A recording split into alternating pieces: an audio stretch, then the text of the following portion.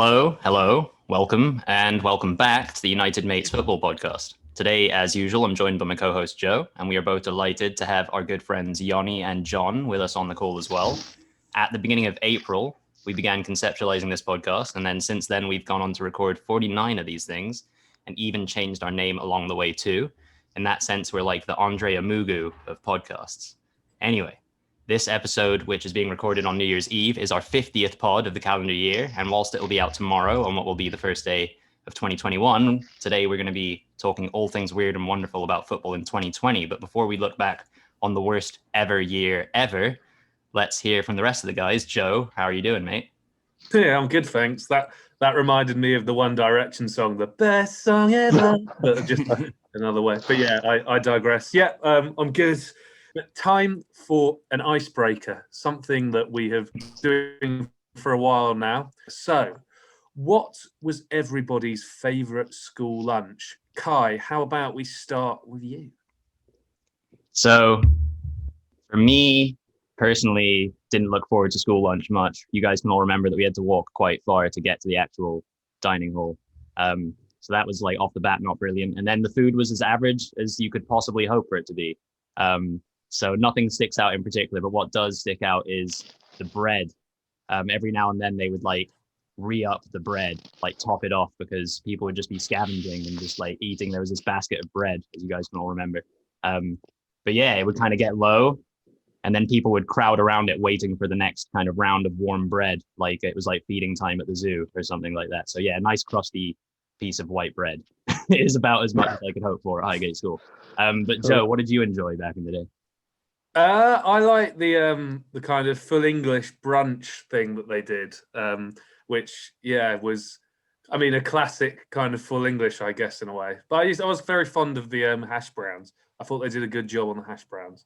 But they took them out of the freezer bag and they reheated them nicely. Yeah, it was all you could hope for really in a hash brown. But John, what about you? What was your favourite school meal back in the day? Do you know what? It would have to be every Friday, fish and chips. Fantastic. And then for dessert, you always knew it was a good day when you got those it's like chocolate rice crispy kind of block things. Yeah. They were great. I loved those. I'd always be cheeky and go up for seconds for those because. Would you go for the fish fingers or the like filleted fried fish? No, I'll go for the fried fish, the proper stuff. Yeah, the big boy stuff. Yeah, no, you've got to really, haven't you? But Yoni, can you throw any other meals into the mix here?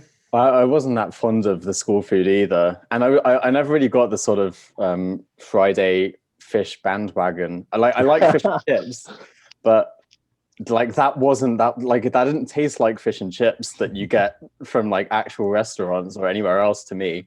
There was one dish that I think Kai will remember because I think we've spoken about this before, but it only came out maybe like once every couple of months, and it was a chickpea sweet potato and spinach curry that they did, which, like, to me anyway, was just so far above the standards, like normal standard of food that they produce. It was exactly the same level as like an average ready meal from Sainsbury's that you might get, but that was just so far and away kind of exotic enough to be exciting and also just well made enough to sustain you and bring you some pleasure just in the middle of the day.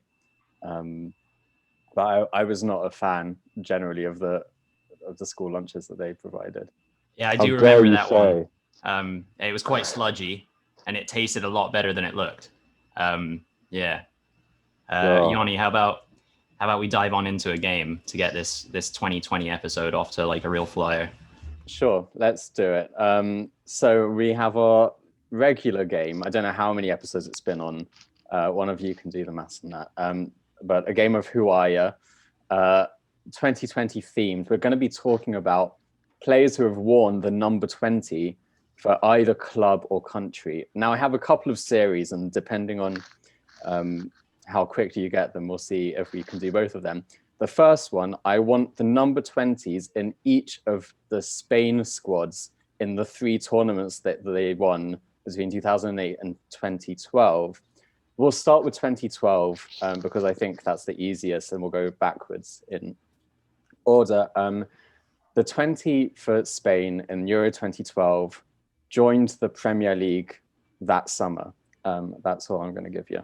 Oh, he joined in Okay. 2012. Was he a starter for Spain or not really? Not really, no. Okay. Did he, 2012. Oh no, because at first I thought Silva, but he joined before, and then I thought maybe Mata, but I think he joined before. Well, I've got someone in mind, but Oh, and is he an Arsenal fella? He is an Arsenal fella. oh, then Ooh. I don't have it then. Yeah, I think Is I've it got, Nacho Monreal? It's not Nacho Monreal. I think I've got it, Yoni. All right, Joe, who do you think it is? I think it's Santi Cazorla. It is Santi Ooh. Cazorla, Nicely everyone's favorite Spanish diminutive playmaker. They had a few in the Premier League, as you said at that time, Mata, Silva, and then Cazorla joined. A nice little group there. Okay, so going back 2 years, in 2010, Cazorla was not in the squad. I think he was injured at the time. This player has made 2 appearances for the Basque Country, and that's all I'm giving you for this one. Oh my God! Surely I haven't got this. What? Well, let's see. Oh, I know. Surely Ah. it's not Mikel San Jose, is it? It's not Mikel San Jose. Oh, damn it! Does this Great guy legend. have a Premier League link? Because San Jose, I think, played for Liverpool forever ago. No Premier League link. He has only ever played for 2 club sides and is still playing. He's still Did he- playing. Did he play for Barcelona? No, not Barcelona. No. Okay. Oh God! Is he a defender? He can play in defence. He can Oh, play in okay. defense. Man, Oh, can wait. do it. Oh, no, you said he never played in the Premier League. I was going to say Navas because he can play at wing back. Oh, no. Although he was in that squad. This is quite difficult. The fact that he played for the Basque Country might give you. I've got the answer. I've got the answer. Have? Yeah, Okay. the fact that he said he's a defensive midfielder most typically when he started playing for Bilbao, and he plays as a centre back for the champions of Europe, Bayern Munich. It's got to be Javi Martinez. It is Javi Martinez. Well done, Nice. Kai. Yeah. Very good. Okay, back to 2008. We had just finished year 9, to put that into context. That feels a lot more recent, Euro 2008. If you get this, I will doff all my caps, the whole collection to you. I'd be amazed. I'm going to give you his entire career. Cadiz, Betis, Atletico Madrid, and Valladolid, with a loan at Recreativa Huelva while he was at Betis. Is he a goalkeeper? He's not a goalkeeper. I was going to say that Adan guy, No. who I think has played for Atletico and Betis, which is some obscure knowledge. You're welcome, Antonio may well be Adan, right. for a feature on the pod. God, is he a defender? I think so. I'm just going to double check that. This is- I genuinely sounds do, scary. like. I think he was a bit beyond my personal knowledge, which is not to say that he will be yours. And he was a centre back, and the only international tournament he played at was Euro 2008. I don't think he made an appearance. Ooh. He is exactly 6 foot. Okay. Born on the 23rd of July, 1976. And the name by which he is known is like a sort of abbreviation of, or kind of, what's it called? An affectionate term for his first name. Gosh. Yeah, I can tell you because, I mean... I think, unless you might have to, Yoni. His name is Juanito. Oh, goodness gracious me. Yeah, no. Juanito. We could have made that name up. Yeah. That's just like what, like little Juan, basically? Kind of like small Juan. Yeah. Although he was 6 Exactly. foot tall, as Yoni told us, so he wasn't that 6 little. foot tall. No, his full name is Juan Gutierrez Moreno. And now he's got a mention on the podcast. Okay, well, if you have time for one more, then I've got another themed one. So we're getting to the end of 2020, as you all know. So I want the number 20s from the teams in 20th place from this season, 2020-21, 2010-2011, and 2000-2001. So that's number 20s from the teams that finished in 20th place and the team that is currently in 20th place now in the Premier League. Okay. In those squads. So now who is Sheffield United. So I'm looking for their number 20. I will give you a clue. He has joined this summer, and scored coming on his debut. Oh, him. Jaden Bogle. It is Jaden Bogle. Oh, I was going to say Ryan Brewster. He hasn't scored for them yet. He hasn't. Oh, has he not? Bogle replaced Ryan Brewster in that game against Brighton, I think. Which is Okay, and you strange said 'cause he's a right back. yeah, he is a right back. You said 2010, 2011, the 20th place team. If any of you can remember that. If not, I will tell you the team. Oh, is it Was it Blackpool? 20th? No, they got relegated, but not in 20th place. This was the second year in a row that this manager had been relegated with the team that he managed. Oh, no. I was going to say Owen Coyle, but no, probably not. West Ham, did they get relegated? It's West Ham. West Ham, So okay. the number 20 for West Ham. James Collins. No, not James Collins. Good shout. Carlton Cole? Not Carlton Cole. He was not a striker. Oh, Was not a striker. is it Winston Reid? No, it's not Vincent. Ah, damn it. He could play as a midfielder and sometimes in defence also. Ballon Berami, was he there? He, I believe, was there, but this is not him.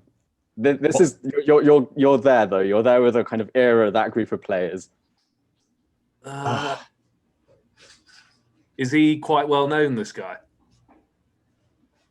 Yes, but probably more well known because of something that happened to him in his career than because of anything he actually did playing Is it football. Kieran Dyer?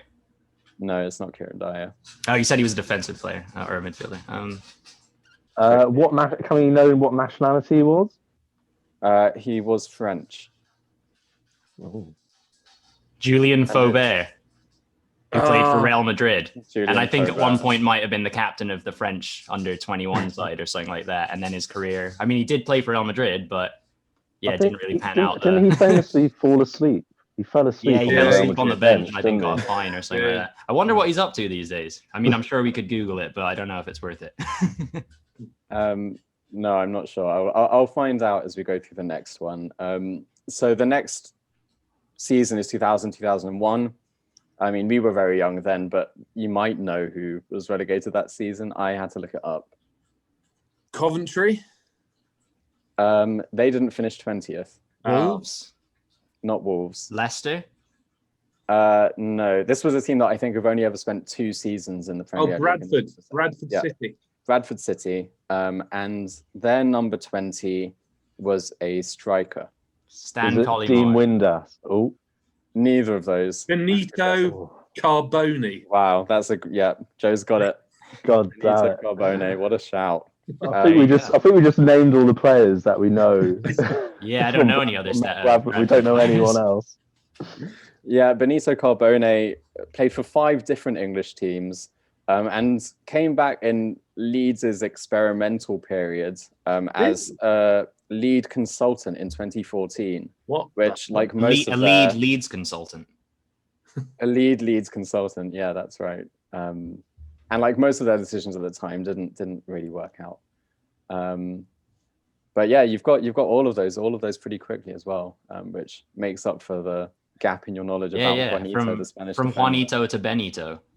Oh, yeah. Perfect. Very nice. Yeah. Cool. Okay. Well, let's move on with the show. And as we and many others have mentioned many times before, 2020 has been a weird year. From a football perspective, it's led to some pretty weird and wonderful moments, though. So what better time than on New Year's Eve than to look through it all? So first up, I want to talk about probably the most obvious, but still really weird thing to happen in football in 2020, and that is matches being played in empty stadiums. It's clearly got to a point now where this has been happening for a few months, so we're all pretty used to the empty stadium setup. The biggest sort of dilemma for most people that have Sky is, do I listen with fake crowd noise or without fake crowd noise. That seems to be a bit of a theme now. But guys, what are your thoughts on no crowds? And are there any positives that we can draw out of this weird situation we're all in regards to that? Well, I'll jump in, I guess. Like, as far as the no crowds, I think that, yeah, when you mentioned the alternative commentaries available, that's been kind of fun. It's quite awkward when, like, they haven't really, like, I mean, they've been doing it for a few months now, but they still haven't figured out the, like, what should we play when a shot, like, narrowly misses. I feel like that's just they've never been able to get that so far. It'll be like a quite average shot that, like, the keeper sees wide comfortably, and then they'll, like, play it as if, like, it's hit the bar or something like that. Otherwise, yeah, I think we've mentioned it before on the pod. It's been quite funny to kind of, like, hear players just swearing and coaches just, like, yelling from the sidelines and whatnot. If anything, there's just been more football that's been televised. Yeah, I mean, obviously, having all the football on TV is great, and it's the best we can do at this, current time. So thankful for that. But, obviously be great to, every fan loves to go to the stadium. It's the whole experience. It's not just, the 90 minutes. It's like seeing all your mates and stuff like that, and going to the pub before and after, and, just chatting a load of rubbish about football, really, which is what we're currently doing now.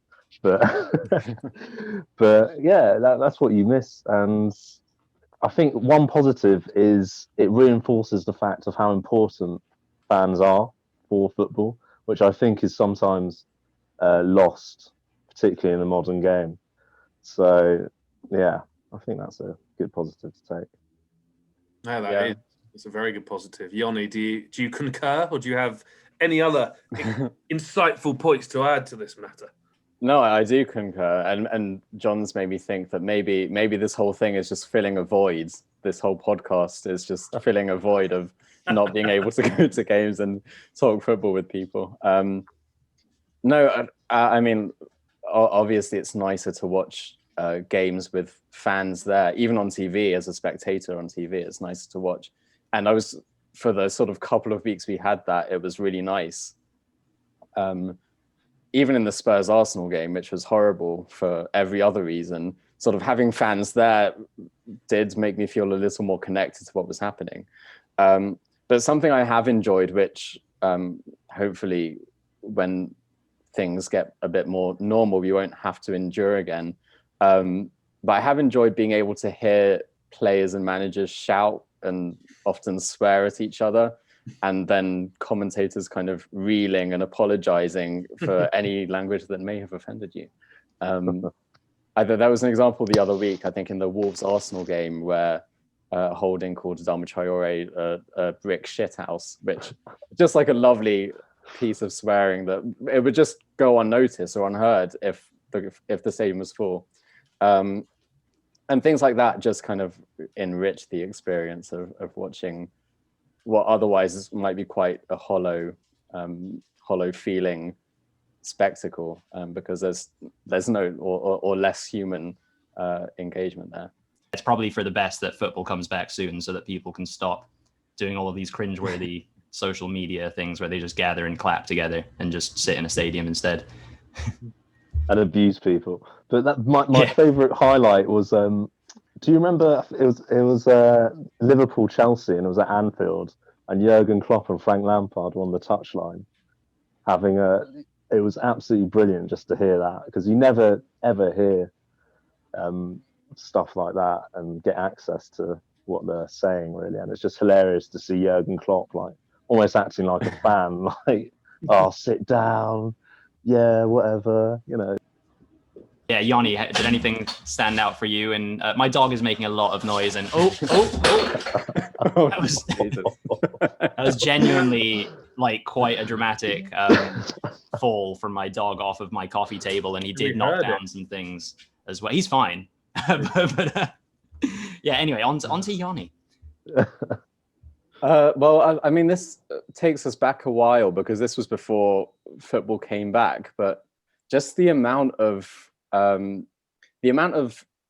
nostalgic content that various clubs and broadcasters were putting out, and also like the thirst for it was a bit weird, and not in a bad way at all, kind of a nice quaint, reassuring way, but just how much, first of all, how much content exists, and how much people were just keen for anything football related to happen in the bit where there wasn't any football, was a bit weird to me.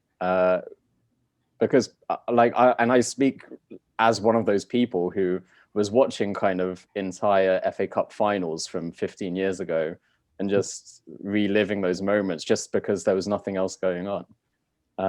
And that sort of, that was something that I didn't necessarily expect would happen to me, or more generally. I don't know if you kind of engaged in that or watched any whole matches back or anything like that. Yoni, I literally engaged in that this morning. There's like the one day when there's not been Premier League, and I found myself watching endless highlights of old firm games from about 3 seasons ago. I was watching what's he called, Odson Edouard, just bang the goals against Rangers. So yeah, I've definitely enjoyed this nostalgic trip we've all been going down. I know that the Premier League years has always been a bit of a favourite if you were ill from school or just in the daytime TV.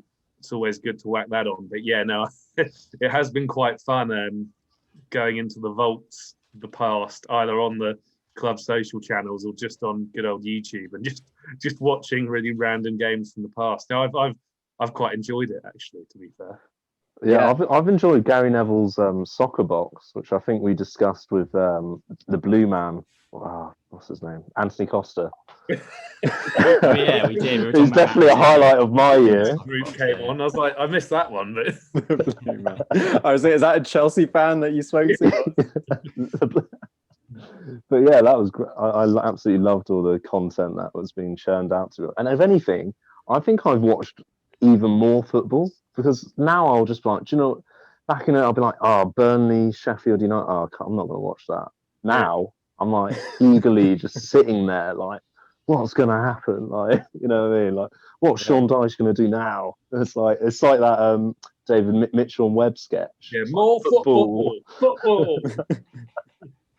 Yeah, I can relate to that. The other day I was doing for the podcast, we recorded a match recap of the West Brom versus Liverpool game, and without this podcast and without the coronavirus and whatnot, I wouldn't really have had much of a reason to watch Liverpool play West Brom at home. And I definitely wouldn't have had much of a reason to kind of like sit there and analyze it and like take note of what the 22 players on the pitch were doing. And I did, you know, it was enjoyable, you know. Like I said, obviously, Yoni, John and I are Arsenal fans. Joe, you're a massive Spurs fan. For the most part, as you know, John mentioned, he's like, you know, finding himself watching more football than usual. We typically kind of tend to stick to our own stuff. So yeah, it's kind of taken me back to my childhood in that way. Back then when I was a kid, I really wasn't fussed. I would watch like the Segunda Division, Spanish football, like if it was on Sky Sports. I remember watching I think Liverpool once made it to back when it was like the UEFA Cup, played Alaves in like a final. Oh, yeah.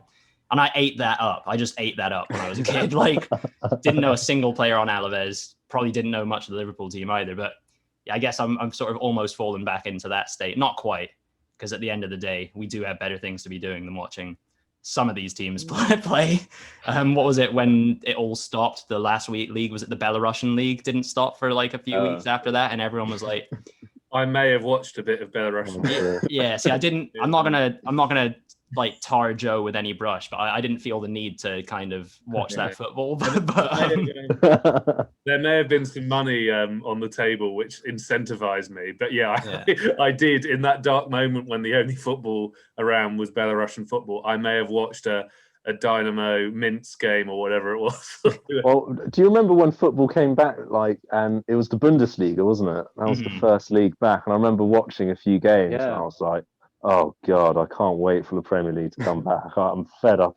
As soon as the Prem's back, I haven't seen a Bundesliga game. Yeah, I got really into it for about an hour. But like you guys said, we don't really need to bother with that anymore because the Premier League is back. For me, speaking about the Premier League in terms of 2020, some stuff that stood out was the Amazon All or Nothing documentary about Tottenham. Because it just confirmed that on the surface, whilst you might think that you want someone to make that about your club, it made me realize that I am very glad that they didn't make it about Arsenal, because I don't know what Joe thinks of it and what other Spurs fans think of it, but it was a bit cringy. It was good entertainment. But yeah, you know, like, what was it, Dele Alli in the physio room talking about whether you wet the toothbrush first and then put on toothpaste and then wet it again, or like fighting with people about whether or not Bounty is a good chocolate. It's not the most highbrow. And I'm not saying that it's because it was at Tottenham, although I am saying that a bit. But at the end of the day, I think these types of shows are a bit odd. And yeah, whoever they would have made it about, it would have been bizarre. And it was. And, you know, having Mourinho in the mix only made it even more bizarre. And his kind of like turn to become a social media influencer in 2020 is another strange thing. I would put that up there with, I don't know if you guys have seen Robert Lewandowski's dance moves on TikTok. Like, thank God that guy is a brilliant footballer, because he's not a good dancer. Yeah, people just taking to social media in the midst of the coronavirus, you know, the whole like toilet paper challenge, doing the kick-ups with that. There's been all these other kind of like little things that have festered into football social media. So that's been quite fun. Nice distraction from, when things were a little bit more rough with the coronavirus. But yeah, there was that time that everyone was so impressed with Trent Alexander-Arnold kicking a football into his garden chair. Like, yeah, like I remember he wasn't that. a professional footballer. And then Yeah. Harry Winks kicked like a tea bag into his. I wonder how many takes he had to do. That. Yeah. Do you know what? I actually tried that. I tried it once. And I was like, no. I Yeah, there was gave up that immediately. when they were doing all those things. I remember Carragher, I think, did the toilet paper one as well. And I just remember, I don't know if you guys have seen that, but just like his house, it was like, it like looked like he lived in like an Edwardian mansion. He had like the chandelier and like marble floors. It was super bizarre. Yeah, that's actually, you're onto something good there. What has been quite funny in this period is obviously when people like us are on Zoom or whatever, just like seeing footballers' houses. Like, do you remember when, I don't know if you saw it, Kai, like when Gary Lineker, Ian Wright and Shearer were doing Match of the Day just from their houses? Like, I don't know if I saw those. Really, Lineker it just looked really boring and weird. Yeah. Whereas Ian Wright's had a bit more character. Shearer's, I can't really remember, but it was just weird suddenly thinking about these things that we never would have done without. Lineker didn't have just like a bunch of packets of crisps like in the should have background or something. Should have done. That was- Walker's missed a trick with that. Yeah, they should have gotten some from advertising in. But yeah, no, the whole like you said, the Zoom situation, we're all very familiar with it. But yeah, some people who would have been more used to being in studios had to kind of figure out the Zoom setup. And there was that funny part with the bookshelves. I can't remember if it was Martin Tyler kind of went through his bookshelf and was like, I haven't actually read any of these books, but they make me look smart, so I put them back there. I think Danny Higginbottom does work for ESPN, and somebody called him out on like a guitar that he has that he doesn't know how to play, that he just has as like a decorative piece. But yeah, apart from the scarves and whatnot, I'm not compensating too hard, I don't think, as far as trying to show off that I'm a smart person or anything, because that wouldn't work out if I tried. But moving on to more of 2020, and I think we have some kind of awards that we're going to give out. Essentially, we're going to take a look back at some of our respective top picks and moments of 2020. We'll see if any of them match up. So there's 10 categories. We're going to take turns naming our winners in each one before we move on to the next one. So the first category is Player of the Year and All-Star. So for me, obviously, what was it? Lewandowski got the award, but in my opinion, this has been the year of Zlatan. What year hasn't been the year of Zlatan? But considering that he's almost 40, kind of went to America, did his thing, was king over there, and then has now come back to Milan, has an insane goal scoring record at Milan, and currently is helping them to the top of Serie A. So Player of the Year 2020 is Zlatan. Yoni, who was yours? So I did go for Lewandowski, a man you just mentioned. I mentioned before for his dancing skills. That's only part of the reason why I chose him. I mean, obviously Bayern won everything that they could have won, and he was an integral part of that. But this also felt like the year, and it may be because, you know, Messi and Ronaldo have both had, by their standards, slightly quieter years as they get towards the end of their careers. This felt like the year that people fully acknowledged his greatness, when really at any point over the last 10 years, that should have been acknowledged. But this felt like the time that more widely anyway, beyond Bayern and beyond the Bundesliga, that football fans thought, okay, this is truly one of, if not the greatest striker of this generation. And yeah, he's just a complete footballer, I think.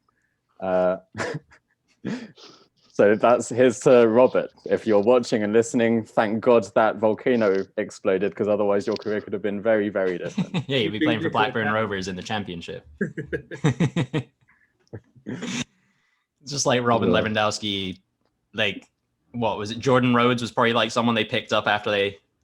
It's like how you couldn't pick like. No offense to Jordan, but they could have been the best front duo ever. Yeah, they would have been prolific.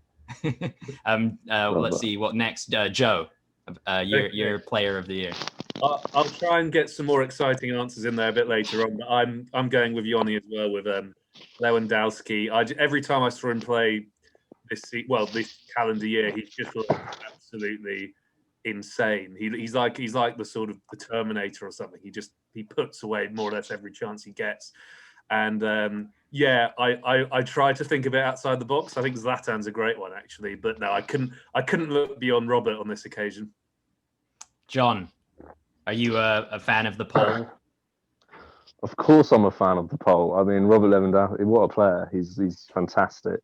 But for me, I'm going to go for the man. For me, the sportsman of the year, Marcus Rashford, because he's been like on the pitch. He's matured so well, and he's only 23, and he's absolutely brilliant. He's got like 8 goals or something in about 15 appearances, and the work he's doing off the pitch is just inspirational.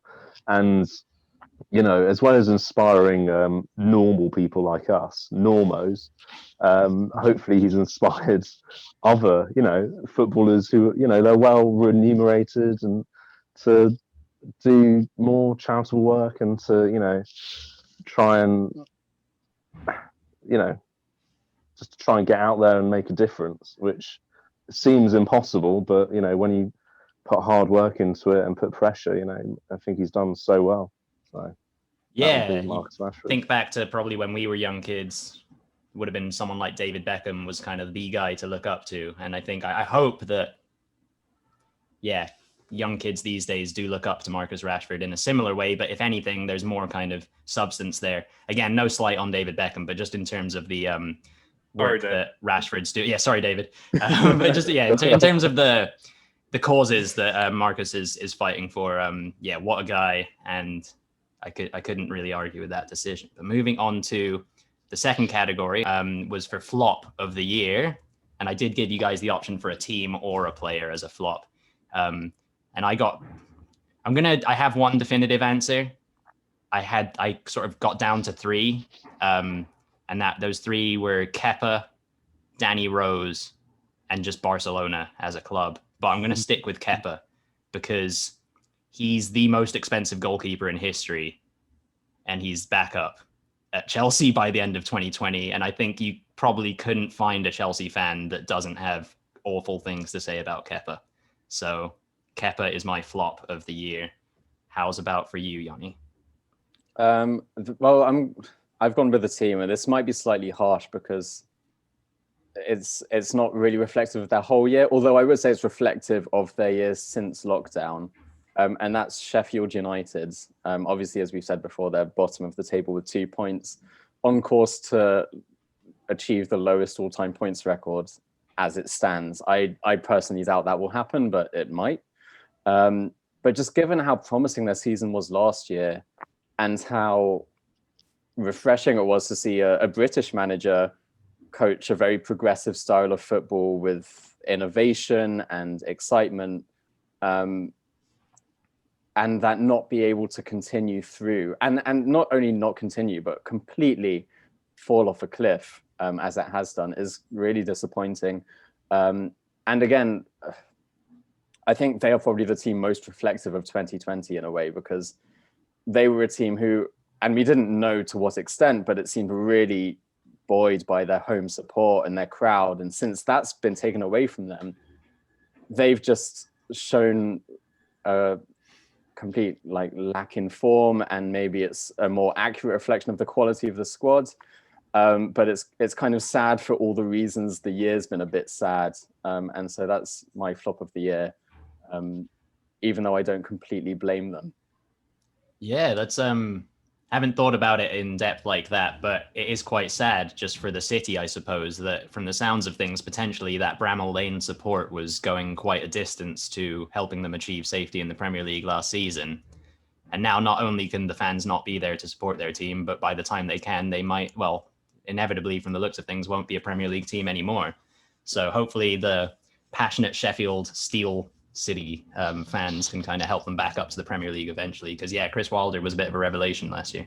On to Joe, flop of the year. Flop of the year, yeah. I like Kepa and Sheffield United, especially Kepa. I think it's karma for when he refused to go off as a sub in that final. So yeah, screw you, Kepa. But anyway, after saying I didn't care about the Bundesliga, I've gone for another Bundesliga answer. So I've gone for Schalke as flop of the year. They have, I don't know the exact stats, but they have had such an awful calendar year. They're onto their fourth manager of this season right now. Ironically, it's Christian Gross, a guy that managed Tottenham in the 90s back when we were absolutely awful, which is kind of weird in itself that he's just been appointed as their manager. But I choose them just because Schalke, they're a German team with such an illustrious history. You kind of always think of Schalke as being there and thereabouts, and they're kind of top four in the Bundesliga, but they've just been absolutely awful. And I think given they are seen as a good team and they've done that badly, I had to choose them. Yeah. No, and to make matters worse, they've just signed Sead Kolasinac on loan for the rest of the season and made him captain, I think. Is that true? Yeah, he's gone. Oh, wow. And the rumors were that he's going to be made captain. Like, I mean, he has a lot of personal connection and affection for the club, and they've got someone to lead them out of this hole. But I'm not sure if that person is Sead Kolasinac. That's enough of a reason to give them flop of the year, given the form he's been on recently. He'd be a great bodyguard. I'll give him that. Yeah, that's true. And then we all know, of course, what was it? Yoni, I think, educated us as their mascot is just some guy. Oh, I did. We can't remember his name, but we don't have it. But yeah, essentially, Schalke's mascot is just some dude. What next? Love I guess that. Joe. Oh, no, you've gone. Let's go for John. Flop of the year. Flop of the year for me would be Mr. Mesut Ozil. I think he's been. I mean, we can talk about it as Arsenal fans. We can talk about this issue for years and years and years. The way he's conducted himself, in terms of, for me, cheap PR stunts, cheap statements. I can't wait for that contract to run out and we can just move on as a club. So yeah, for me, Mesut Ozil. Yeah. I won't even try to sum that up because, like you said, we could go on for years on the Ozil one. Moving on to team of the year. There's been a few, but for me, just because essentially they've never really been in the conversation until maybe 2019, because that would have been the beginning of their first Champions League campaign, but they've kept it taking over into 2020. And that's Atalanta. Ooh. Yeah, I bet you guys weren't expecting that. They've got a bunch of good players, like, what is it? Joseph Ilicic, Papiu, Gomez. Darun as well. What's that? Yeah, he is. Yeah, Darun. Yes. Ex Middlesbrough player, Martin Darun. Thank you, John. Yeah, they've got a brilliant team. They even sold, what was it, Timothy Castagna to Leicester, who's been injured for a bit. And they've, been able to kind of like sell an asset and continue on a decent path. So, yeah, Atalanta for me, because supposedly they play brilliant football as well. I think, is it Gasparini is the name of their manager or something like that? They're again a bit of a revelation as far as Serie A. What about you, Yoni? Mine is also Atalanta. Oh, I regret saying that. I bet you guys weren't expecting it. I wasn't expecting it, but I still chose the same thing because, well, yeah, I was trying to think of. I mean, there are teams that have won things this year, and any one of them are worthy winners. But for the reasons you said, the only thing I have to add is that they come from Bergamo, and that was a city that was really heavily impacted by COVID very early on in the year. And so their rise through the Champions League last season, and they're in the knockout stages this season as well, from a very small city as well, is just in its own way kind of miraculous. And so that was the only other reason beyond the things that you already said, Kai, that they kind of were right in the reckoning for me. Yeah, well, let's see, because if the other two guys pick different teams, then Atalanta is going to be the majority vote. So, Joe, who was your flop? Sorry, who was your, I should say, team of 2020, the opposite? Yeah. I'll take your Atalanta and hipsterify it even further and go for the Norwegian champions, Bodo Glimt.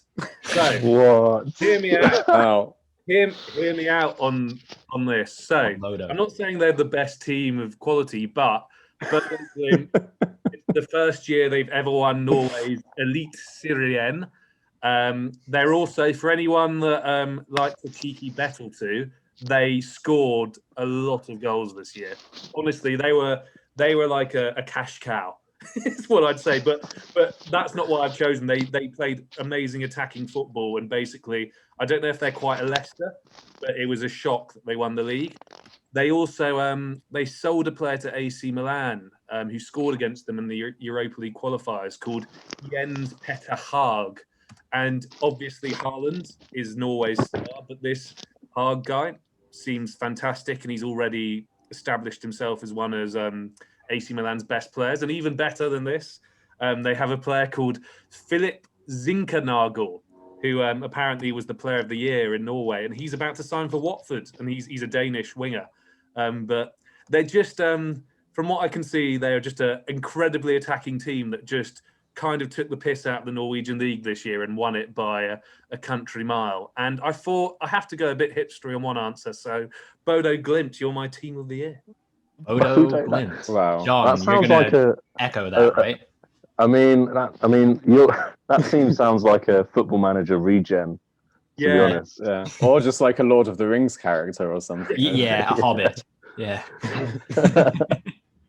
Mine would be. They've got a lot of praise this year. It's going to be Leeds United, just for the, obviously, as we discussed, we sat down and watched a lot of random Premier League games and Championship games and stuff like that. And Leeds, whenever I've sat down to watch Leeds, they've always been entertaining. Whether they concede like 6 goals, something ridiculous like that, or they score 6 goals, and it's just been fantastic to watch. So it must be very exciting to be a Leeds fan. So yeah, Leeds United. Moving on to goal of the year, I'm just going to, short and sweet, Aubameyang against Chelsea in the FA Cup final. And it was all downhill from there for Aubameyang, but it was a great goal. Yoni. No, it was a great goal. I was also tempted. I mean, that's up there with, probably one of my favorite days of the year. Just I like anyway, but especially this year was just the FA Cup final day. It was lovely weather. We won. And yeah, there's not much more to it than that. Goal of the year, I was just trying to remember everything that's happened. And I was sort of choosing, like, do I choose like a really good goal or a really like shitty goal that, is kind of more better encapsulates this year. I've gone with Wilfried Zaha against Chelsea towards the end of last season. I think Chelsea won the game maybe 3-2 or something. But Zaha just scored an absolute belter. And it might not even be like aesthetically the best goal of the year or whatever. But to me, it stuck out just because it was like someone who is fed up that he has to play with the shit around him, absolutely belting the ball into the net from about 25, 30 yards and being like, just take that. That's it. So that just stuck with me for some reason in the sort of post-lockdown or during lockdown Premier League season that resumed last season. That's our whole goal, was just someone who was fed up with life. And that's probably how I felt at the time, which is why it resonated. Yeah, a lovely gesture from Zaha to the rest of us out there who could empathize, I suppose. And he tends to score more memorable goals, Zaha. But yeah, I think, like you said, he kind of just thumped the shit out of it, essentially. Joe, what was your goal of the year? Yeah, well, I had to choose one that all of you guys would love, so I've gone for Son's goal against Arsenal, where he smacked it in from quite a Yeah. far distance, and it was in a long line of recent bangers against Arsenal for Spurs, and it was nice to know that moment. Probably given Arsenal were on bad form, it was probably a collective groan from all Arsenal fans around the world, and big cheers from the Spurs fans. So yeah, can't look beyond that really. It's fair enough. I guess before I pass it off to John, I do want to say that I was going to pick Cristiano Ronaldo's header for Juventus, but it happened in December of 2019. Sadly. Otherwise, 100% that would have been one of the best goals and most different, unique goals that I've seen in years. But John, moving on to you, your goal of 2020. Goal of 2020. It was like right at the start, and it was the last away game I went to before the pandemic and lockdown, etc. And it was Martinelli driving pretty much the whole pitch to equalise against Chelsea, and that was just a fantastic moment because I remember going crazy. And looking back, who took the corner that led to the goal? None other than current Arsenal winger, Mr. Will.I.am. So yeah, that was a great goal. Great memories to that. So yeah. Yeah, we all remember Kante flopping, Martinelli driving on. It just had everything, didn't it?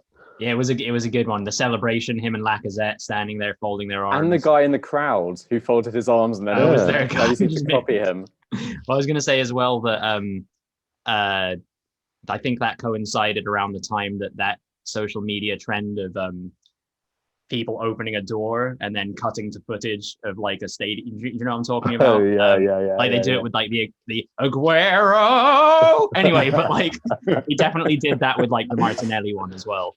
I remember seeing that. Favorite game of the year for me personally was Champions League Bayern Munich versus Barcelona. Just seeing, you typically, I've never seen Barcelona get destroyed like that. And I think in particular, Alphonso Davies was a joy to watch that day. What about for you, Yoni? Mine was the first game of the season, or the first weekend of the Premier League season, Liverpool 4, Leeds 3. It just was absolutely chaotic. Players who you don't expect to make mistakes, making mistakes. And I think was kind of should have warned us about the chaos that was to come in the Premier League this season. Really enjoyed it. Obviously, Bielsa against Klopp as well. People didn't know how that was going to roll out, but it was very, very entertaining and lived up to expectations. Yeah, I was a fan of Clicks, however you say his name, goal that day. Really, really sweet strike. Joe, game of the year. It was Tottenham 2, Man City 0. Not the one when Bergwijn scored, which I was at, which was fun, but the more recent one, purely because probably not very cleverly, it was the day I was like, oh, wait, maybe we actually can win the league because we played brilliantly and it was like a Jose masterclass for a cliche. But yeah, I just that gave me a lot of hope, which has probably been dashed more recently. But yeah, that was my choice. Bit jealous that you had to choose between two different 2-0 victories over Man City. But anyway, John, your game of the year. My game of the year would definitely have to be the Chelsea FA Cup final win, because it was just great. It was just great winning a trophy, another year, another trophy, and Spurs end the year with nothing again. So yeah, that's right. Yeah. I think probably Yoni and I will agree with that to an extent as far as a brilliant day. Moving on to manager of the year, got to give it to Dean Smith. I can't really remember anybody doing what he's done since essentially Leicester won the Premier League in terms of surviving relegation and then being a force the following season. Aston Villa stayed up by the skin of their teeth last year. Honestly, if Arsenal hadn't just been shit at Villa Park towards the end of the year, they would have been relegated. We gave them a win and they stayed up off the back of that. But since then, credit to the team and to Dean Smith, they are launching, an assault on European football potentially for the following season. So, Dean Smith's my guy. What about you, Yoni? I think we think very alike. Mine is also Dean Smith. Basically because I really didn't see it coming. I thought Aston Villa were quite terrible last year and were very reliant on Jack Grealish. And they're still relying on him, but also other players who have stepped up. And Dean Smith deserves credit for just this turnaround in playing style and form that last year looks an impossibility. And they are completely deserve to be where they are in the league at the moment, which is pushing for a European place. Yeah, we'll see how that turns out. Joe.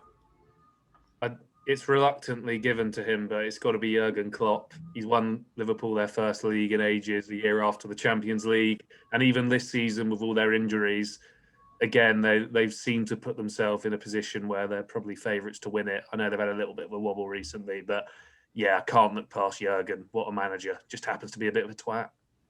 Yeah, he's an interesting fella. Only when he loses. Yeah. Only when he loses. Well, I mean, that's not brilliant still, but John.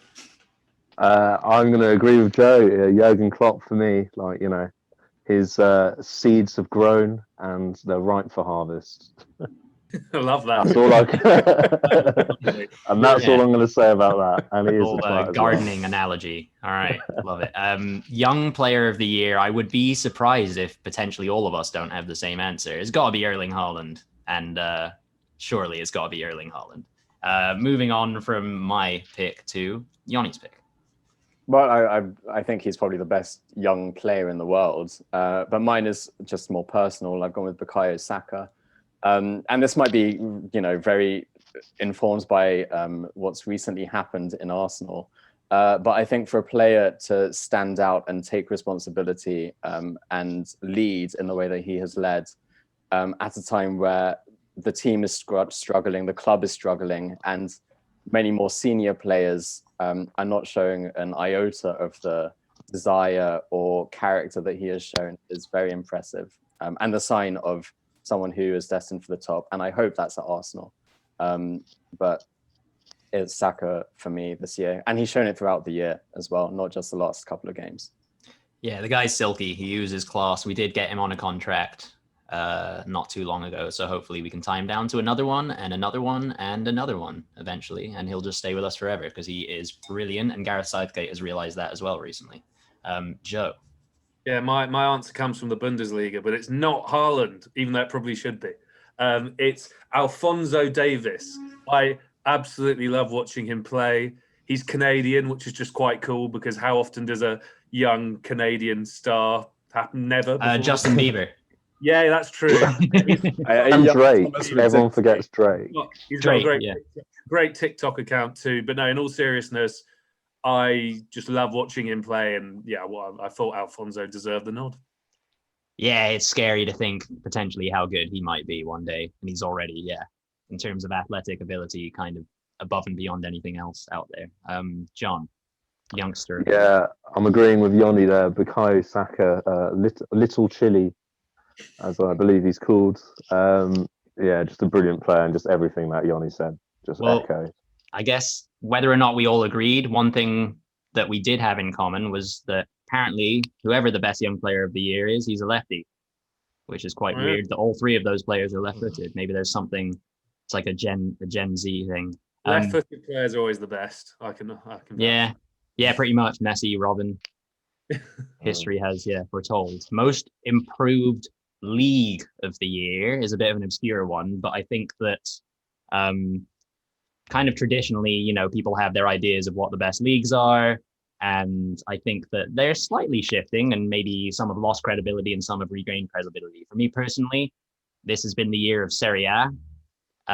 Some of those clubs have kind of stepped up, for instance, Atalanta, even a club like Lazio. And then, of course, Inter Milan and AC Milan are kind of like knocking at the door again.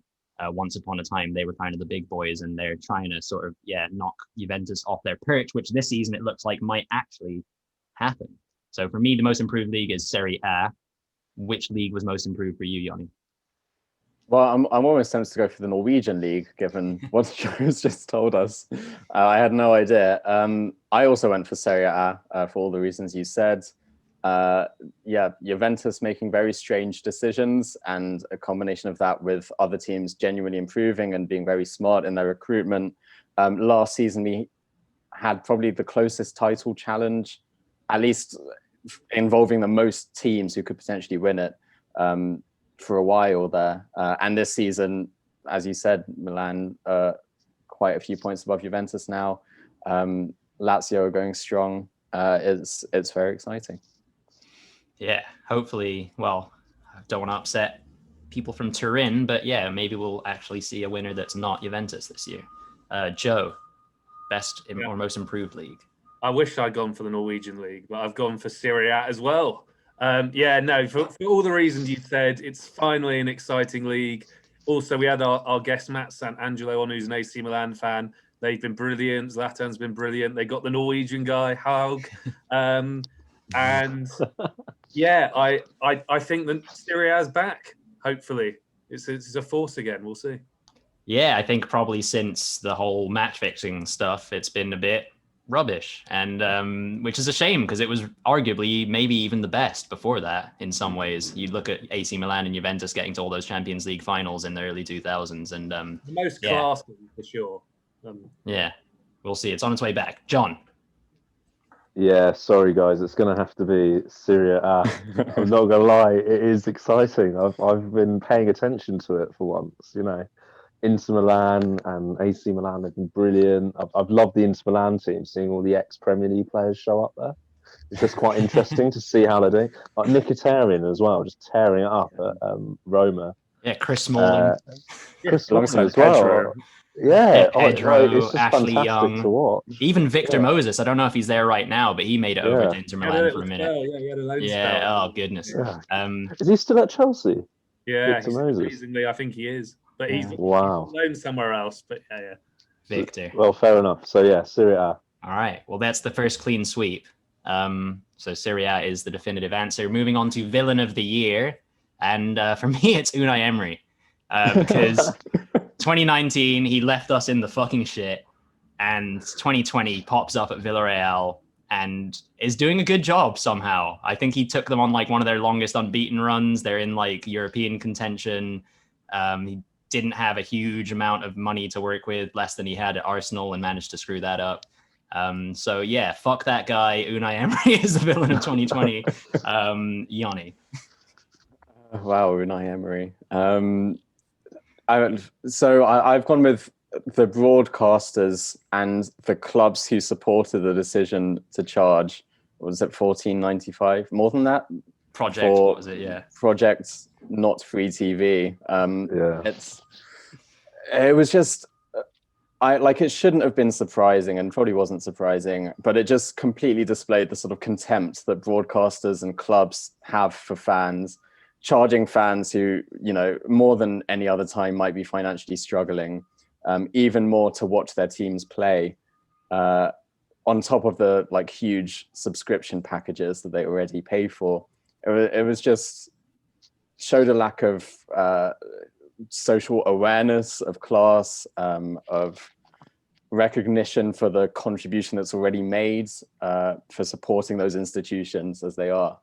And although they reversed it, I don't think, and I hope that people won't forget that this is a decision that clubs and TV companies came to as a way of maximizing revenue for themselves and only themselves. Yeah. Also, I just looked it up, and Victor Moses is on loan at Spartak Moscow. So. Oh, okay, that's quite a fun one. Just living in Moscow. What a life, eh? Yeah. I think Joe, it's going to be your turn for what we're talking about. I can't even remember right now. Villain of the year.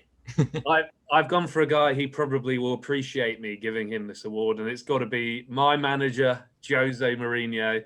He seems to still be riling people up. He's given us a bit of hope, even though it's not been so good recently. And as I think was mentioned earlier, he's randomly a bit of a thing on Instagram now and pissing people off there too and being quite funny. But Jose's my man, and he's also my villain of the year. Yeah. I wonder if, I honestly wouldn't be surprised. I don't know what the political landscape of Portugal is, but you've got surely one of these days his name's going to be in a conversation for like president or something. We'll see. John, villain. For me, it would be the broadcasters, but it would also be the top six actually. Top six, when they tried to create a completely different league and basically try and take over English football and say we'll dole out the money, etc., and take all the power and everything. I think that was so disgraceful and trying to take advantage of clubs in a time where, you know, everyone's suffering. So yeah, there you go. Were The top Arsenal six, part of man. that Big Hate those Six guys. conversation? Or No, were they... we're 14th. Yeah. The Big Six is just the Big Six in the league at any given time. Yeah, I was gonna. Yeah, okay. conveniently, They we currently aren't part of that Big Six, so we can remove ourselves from that equation. But okay, the Big Six are the villain of 2020. So this is the 10th category, underrated player of the year, and I was, thinking, this could be a controversial one. I could like lean in on something that's gonna cause some debate, but I just had to go with Lukaku because the guy's just criminally underrated and has had a really, really impressive first and continuing into his second season in Serie A for Inter Milan, and has almost single-handedly put them in contention for trophies. They were in the Europa League final last season. I think he scored an own goal, sadly for him. But the guy's, like I said, criminally underrated. Yeah, Lukaku's the guy. What about for you, Yoni? I'm not saying he's the best midfielder in the world or anything like that, but I think Fred, or Freggie, as I think Brazilians pronounce it for Manchester United, is quite underrated, partly because of his price tag and partly because he had like a difficult start, or maybe people were expecting something more from him when he arrived in England. But I think if you look at United's upturn in trajectory since really the football came back in June or whenever it was, he's been quite, especially in the early stage, quite integral to that. I think whenever I watch him, I think he's quite a good player, and is a good player in a side that has more bigger stars than him, and keeps technically provides a good platform for a team like United. And I think people kind of underrate him for what he isn't rather than what he is, which is a player who can play in a very good side and fit in pretty seamlessly. The red card against PSG was bad and stupid. But again, I think people look to moments like that to sort of color or confirm their own pre-existing opinions about him. I have a soft spot for Fred because on one of the Football Managers, when he was on Shakhtar, I used to sign him and he was brilliant for me. I honestly have not seen enough of him play because I was quite surprised when you said that, Yoni. I'm probably one of those people that falls into the trap of seeing maybe what the media have portrayed about him as opposed to actually watching his game over maybe 90 minutes or so. Because I don't rate him, but let's see what Joe has to say for this guy. I've gone for a guy who I think is rated to some extent, but I think he's actually taken his game to a new level and deserves a move to a higher team, maybe even Tottenham if he's lucky.